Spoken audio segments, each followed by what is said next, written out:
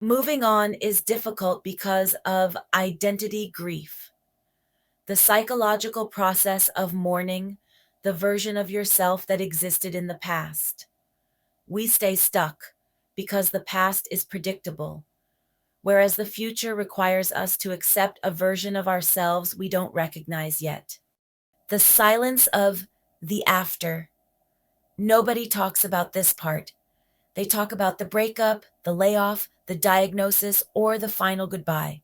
They focus on the event, but they rarely address the after. This is the period where life expects you to move on, but something inside you stays behind.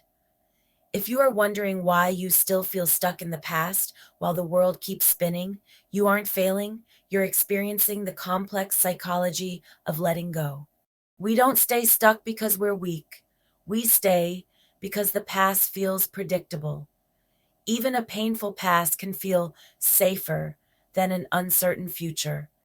What you're really grieving isn't just a person or a job, you're grieving a version of yourself. The you who believed certain things were permanent. The you who felt secure in an identity that no longer fits. Letting go means accepting that you have changed, which is often more terrifying than the loss itself. Time doesn't pause for unfinished feelings. When you function but feel hollow, you are in the masking phase. You smile in photos and show up for work, but you are replaying the past on a loop. The danger of this phase is shifting from living to surviving. When you ignore the need for emotional healing, you remain an observer of your own life rather than a participant. Memory is not neutral, it is an editor. It softens the sharp edges of the past, deleting the nights you cried and replaying only the highlights. This creates a filtered reality. The illusion you think you are holding on to a reality. The truth, you are holding on to an idealized version of events that no longer exists.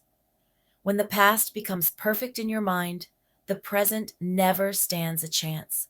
When emotional pain goes unprocessed, it doesn't leave. It just evolves into a life of expecting endings before they begin, feeling fine but never truly joyful, and enduring a physical fatigue that comes from the heavy burden of unspoken truths. Ultimately, healing from grief doesn't mean getting over it. It means allowing yourself to process what you had to survive. Moving on is not about forgetting, it is about recategorizing.